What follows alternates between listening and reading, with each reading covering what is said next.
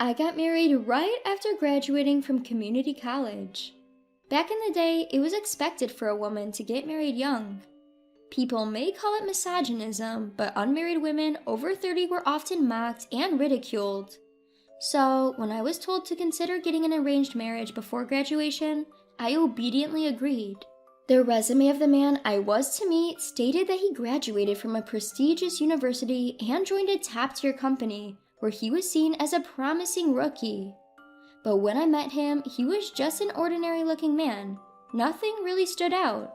Still, he didn't seem like a bad person, and more importantly, my parents were the ones suggesting him, so I decided to marry him. Honestly, I wasn't quite looking forward to getting married. It's because I had seen how my father treated my mother. In my eyes, the head of the family, my father, seems like nothing more than an authoritarian figure at home. Indeed, once I got married, my husband acted just like my father, bossing around and not helping around the house at all. Even though I knew it was the norm, submitting myself to being ordered around wasn't pleasant. Eventually, I got pregnant and gave birth to a boy. My in-laws were overjoyed, particularly because we had a male heir. My parents also smiled with joy at the birth of their grandchild. My husband also complimented me, saying, "Well done," which was a rare thing for him to say.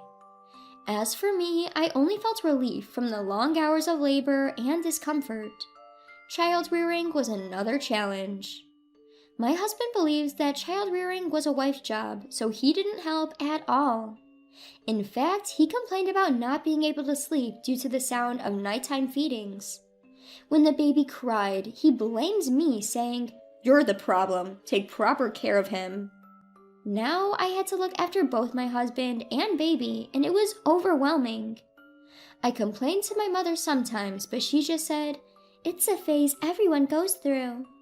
Still, thankfully, my child grew very quickly. Before I knew it, he started crawling, then standing and walking. Just as I thought things might get easier when he starts preschool, I found out I was pregnant again. My days were occupied with watching my toddler wander around, looking after him, doing housework, caring for my husband, all while carrying a big belly. It was intensive labor. Nevertheless, time passed, and my kids graduated from preschool and entered elementary school, then junior high and high school. My eldest son went on to major in economics at a renowned university, and then secured a job at a famous company. My daughter was told to attend a community college by my father, but she went against him. My daughter insisted that she wanted to work part-time to pay for her own tuition and pursue her studies at a 4-year college.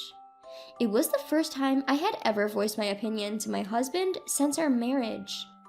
Women are now making their marks in companies and other places, so please let her go to a 4-year college, I pleaded with my husband. However, he berated me, saying, "You have no say in this. What could someone as ignorant as you possibly know?" But I didn't back down. For my daughter, I fought hard. As a result, under the condition of securing a scholarship, my daughter was able to attend a 4-year college. She continued to receive scholarships for 4 years and graduated from college with good grades. She then secured a job at a major corporation. "Thank you, Mom. I promise to repay this kindness. I'll never forget how you supported my college education and job hunting." My daughter told me as she left home for her job. Those words alone made me feel like 30 years of my hardship since getting married got rewarded. Now that my 2 children had left home, I suddenly found myself with a lot of free time. Of course, I still had to take care of my husband as before, but compared to when I was also raising children, it became significantly easier. With all the free time on my hands, I started talking more with the ladies in my neighborhood. When I mentioned that I had become completely idle, the lady next door suggested, "Why not try working part-time? The supermarket over there is always hiring. I actually work there 3 times a week." That's what she told me. I had never worked part-time before, but I had always wanted to earn my own money. When I gathered my courage and mentioned my interest of working part-time to my husband, he said, "It's disgraceful for a married woman to work. It makes it seem like I'm not making enough money." and frowned upon me. But when I insisted that other ladies in our neighborhood were working as well, and it was a waste not to use my free time, my husband thought about it. He then said, "I don't think you can handle working a job, but go ahead and try. You'll probably be called incompetent and get fired right away," and laughed maliciously. He's always been like this, never approving whenever I tried to do something, always saying it was impossible or that I lacked the ability. But this time he somewhat approved, and I thought maybe he had softened a bit with age. In the end, I started working part-time at the local supermarket 3 times a week during the day. The hourly wage isn't that bad for a cash register and stocking job. While restocking, there were times when my back ached from carrying and lifting heavy loads. And at times, some of the young male student staffs would help me with the heavy lifting. I found it strangely refreshing to see that not all men were like my husband. And getting to talk with other part-time ladies during break time was new to me and fun as well. There were people of all ages, ranging from 20s to 60s, so the conversations were diverse too. Especially the young ones were surprised when I told them that I got married right after graduating from community college and this was my first job. "I mean, you are incredibly patient. I could never date a man who's as domineering as your husband." The young ones all agreed, saying, "Absolutely." Those of us who were older just weakly laughed and said, "It used to be the norm back in our days." However, there was one thing that troubled me about starting this part-time job. My husband stops giving the same amount of money for household expenses, saying, "You're earning now." He laughingly added that it was only fair for me to contribute to the household expenses since he had allowed me to work. I was disappointed because I had been looking forward to having some money of my own.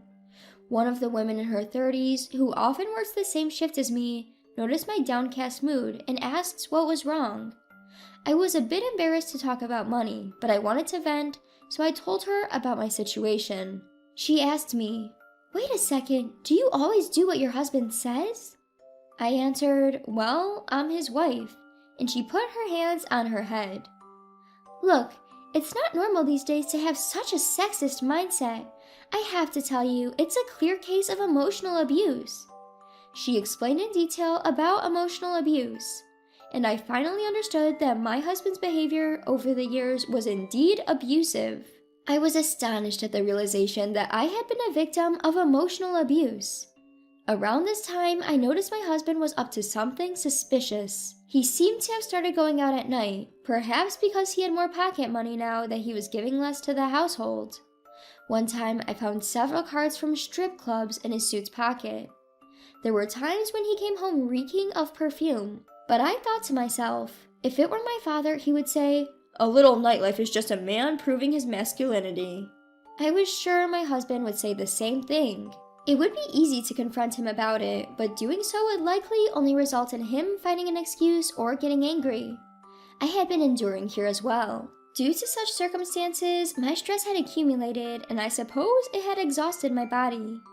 One day, while at work, a severe pain ran through my lower back, rendering me immobile. My manager and part-time colleagues were worried for me and urged me to leave early to see a doctor. I was grateful for their concern for me and left early as they suggested. I lay down at home, then the pain felt like it had slightly gotten better. I was relieved, thinking it was just back pain, and proceeded to prepare dinner. However, the pain returned as soon as I bent over. The pain was unbearable, and I found myself laying on the floor again. And of all days, my husband happened to come home early today. Upon seeing me laying in the kitchen, he angrily asked, "What are you doing in such a miserable state?" When I complained about my severe back pain, he retorted, "It's because you're working part-time at this age. You've brought this upon yourself." Knowing that dinner was not ready, he stormed out of the house again. I was at a loss, but in my immobile state, I had no choice but to call an ambulance. I crawled to the entrance, and while waiting for the ambulance, tears started falling due to the pain and frustration. My husband, who had left his wife writhing in pain, and myself. Not once in 30 years of being together have I ever been able to speak up against my husband, and that made me angry with myself. The paramedics were shocked to see me lying alone at the entrance and hurriedly loaded me onto the stretcher and took me to the emergency hospital. Upon examination, it turned out to be an acute herniated disc. The doctor said to me, "You've endured this well." Acute hernias are extremely painful, and there are people who can't even call an ambulance because they can't move. "It was unfortunate that this happened while your husband was not at home." That's what the doctor said, but I just gave a vague smile. At this time, I felt my built-up frustration crossing the limit and overflowing. That day, I received an IV painkiller and a strong painkiller prescription before I went home. Thankfully, with the help of the painkiller, I was able to somewhat move around. When my husband came home late at night, he spewed at me, "You were overreacting and even slacked off making dinner." The next day, I called my part-time job and told my manager about my herniated disc. "I think it's better to quit for now, so as not to be an inconvenience for others." When I said this, my manager replied, "No, it's fine. We'll take it as a leave. We can't let go of a hard-working worker like you." From his kind words, I was moved to tears. Fortunately, thanks to the painkillers and some good rest, the pain gradually subsided. By the time 2 weeks had passed, although there was still pain, I could move around just fine. I returned to my part-time job, and everyone cared enough to not let me handle any heavy items. I'm grateful for everyone's kindness. To this, they all replied with a laugh, "What are you talking about? Of course we wouldn't make a recovering person take on hard labor." I didn't mention that there was someone at home who couldn't say or do those thoughtful things. A month after my emergency hospitalization, we had to call for an ambulance again at our house. It seems that my husband's night out had taken a toll on him. He started complaining of back pain as soon as he got home. "Call an ambulance." Reluctantly, I called an ambulance for him. Then I said to my husband, "You told me it was shameful to make a fuss over this level of pain." As for my husband, either he didn't hear my words or he was just too busy groaning in pain. In less than 10 minutes, the ambulance arrived and the paramedics brought a stretcher. When they heard my husband couldn't stand due to back pain, they quickly put him on a stretcher and loaded him into the ambulance. Then, turning to me, "Ma'am, please join us in the ambulance," one of them said. I smiled and firmly replied, "No, I won't accompany him." The paramedic looked puzzled, but my husband's groans seemed to prioritize their attention. They quickly drove off. I went back into the house, entered my room, and picked up a bag I had prepared for this day. Inside were my bank book, some cash, and my phone. All that was left to grab was a small suitcase, a luggage with some clothes, and other essentials.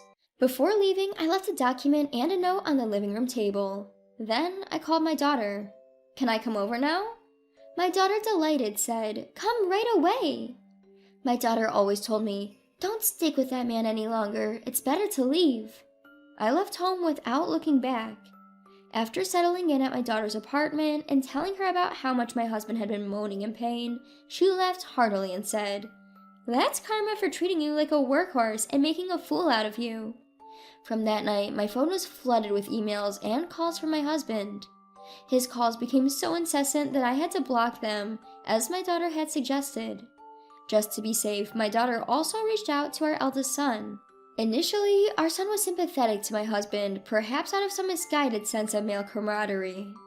However, once my daughter explained the whole fiasco of both mine and my husband's back injuries, he tersely dismissed it with, "Dad's in the wrong." About a week later, I decided to visit our home. I had to retrieve the divorce papers I had left there. I figured my husband would be home on a Sunday, and luckily, he was. And the first thing he said to me was, "You regret leaving, don't you? I'll forgive you and let you come back." He sat there smugly as he said it. Looking at the state of the house, I couldn't help but sigh. It had only been a week, but the living room was littered with trash and my husband's clothes. The kitchen appeared to be unused, but the sink was filled with piles of cutlery and dishes. I was sure then that my husband wasn't just emotionally abusive, but also incapable of taking care of himself too. So I said to him, "Hand me the divorce papers I left." My husband sat there, mouth agape. At his dumbfounded expression, I couldn't help but laugh. Furious, he shouted back at me, "After all these years I've provided for you, how could you do this to me? I could sue you." I responded calmly, "I'm the one with the right to sue you here. Your behavior is pure emotional abuse, and even just for that, I could claim damages in today's world. Besides, look at this place." I looked around the room. "You're so helpless, you can't even manage basic chores. Don't act high and mighty. You can't even live right without me, so here's something else for you. I handed him a piece of paper. It was a bill, converting almost 30 years of my housework into an hourly wage. I should tell you, I've recorded the harsh words you said to me over the past year on my phone. My lawyer assured me that the contents alone make for sufficient evidence of your emotional abuse. Isn't that right, sir? I looked back at the entrance of the living room. I had also asked the lawyer to come as a witness, and just in case my husband tried to resort to physical violence. Seeing the stern look on the lawyer's face, my husband attempted to defend himself. It's a wife's duty to obey her husband. Don't start with this nonsense about emotional abuse. The lawyer sighed heavily. Ma'am, this is no good. He doesn't seem to understand what he's done wrong. I think you should just go ahead and sue him. My husband widened his eyes and then hung his head low. As is often the case with people of older generations, my husband couldn't speak against someone who was of higher class than him, especially not against the authority of the law or a lawyer. Eventually, our divorce was finalized on the grounds of his emotional abuse. I demanded compensation for the years of housework I had done and for the emotional distress he had caused me. After discussions between our lawyers, all my demands were met. His lawyer, too, seemed fed up with his attitude. My ex-husband had apparently sought help from our son, but he told him, I'm siding with Mom on this one. After the divorce, my ex-husband couldn't even clean up after himself, and his house eventually turned into a place full of trash. However, it seems he's somehow managing to go to work. From what I've heard, he's gotten sloppy and unhygienic, and because of that, he's been moved to a less demanding role at work. Also, the word got around in his office about the divorce due to his emotional abuse, which might result in him getting fired even before his retirement. Meanwhile, I am living happily with my daughter. Sometimes my son also gives us a call. And I am spending my days working at a part-time job where everyone is kind.